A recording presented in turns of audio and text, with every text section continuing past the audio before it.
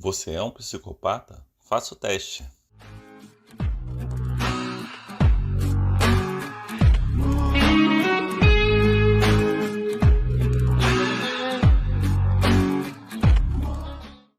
Todos nós conhecemos o aprimorado instinto assassino dos psicopatas e suas habilidades aguçadas para identificar vulnerabilidades. No entanto, pode ser surpreendente descobrir que existem situações nas quais os psicopatas, na verdade, demonstram mais habilidade em preservar a vida do que em tirá-las. Deixe-me exemplificar o que quero dizer com isso.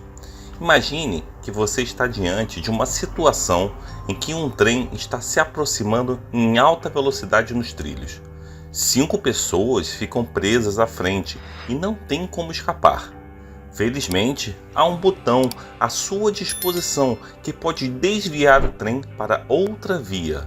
Longe dessas 5 pessoas, porém, isso resultaria na morte de uma única pessoa que está na bifurcação. Agora, a pergunta é: você deveria acionar o botão? A maioria das pessoas não tem dificuldade em decidir o que fazer nesse tipo de circunstância. A escolha utilitária e que implica sacrificar uma pessoa para salvar outras 5 é geralmente considerada a opção menos pior. Agora, permita-me apresentar uma variação do cenário.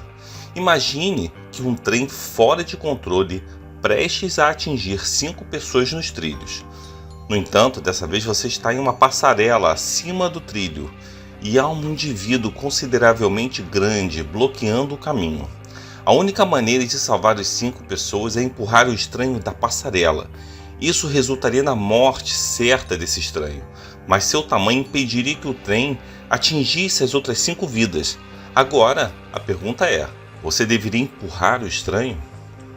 Nesse cenário, enfrentamos um verdadeiro dilema ético. Embora o resultado final seja o mesmo, 5 vidas em jogo, a decisão a ser tomada parece muito mais complexa. A razão para essa complexidade reside na nossa capacidade de empatia ou na falta dela. O primeiro caso é um exemplo que consideraríamos ou poderíamos chamar de dilema impessoal. Ele envolve áreas do cérebro associadas à razão e ao pensamento lógico, como o córtex pré-frontal, o córtex parietal posterior e o córtex singular, o polo temporal e o sulco temporal superior. Essas regiões são responsáveis pela chamada empatia fria, ou seja, a capacidade de raciocinar sobre situações éticas. Já o segundo caso representa o que chamamos de dilema pessoal. Ele envolve o centro emocional do cérebro, conhecido como amígdala, e os circuitos de empatia dolorosa, que nos permitem sentir o que outra pessoa está sentindo. Agora, a maioria das pessoas, assim como os psicopatas, não enfrenta muita dificuldade no primeiro caso. Eles pressionam o botão para desviar o trem e salvar as 5 vidas, mesmo que isso resulte na morte de uma pessoa. No entanto, a diferença crucial aparece no segundo caso. Os psicopatas, ao contrário da maioria da população, não hesitam em empurrar o estranho da passarela se for necessário. Essa diferença de comportamento tem até uma assinatura neural distinta. Quando confrontados com um dilema impessoal, tanto pessoas normais quanto psicopatas mostram um padrão de ativação cerebral semelhante. No entanto, quando a situação se torna mais pessoal, a ativação cerebral diverge radicalmente. Imagine que eu colocasse você em um scanner cerebral, uma máquina de ressonância magnética funcional, e apresentasse esses 2 dilemas. O que eu observaria enquanto você tentasse resolvê-los?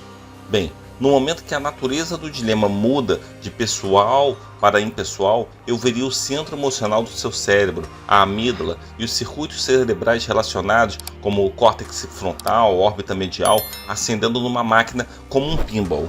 Em outras palavras, eu testemunharia o momento em que a emoção entra em jogo. Porém, nos psicopatas, essa mudança de impessoal para pessoal passaria despercebida. Isso acontece porque a vizinhança emocional em seus cérebros, aquele código postal emocional, está sujeito a um toque de recolher neural. É por isso que eles são capazes de empurrar o indivíduo da passarela sem piscar.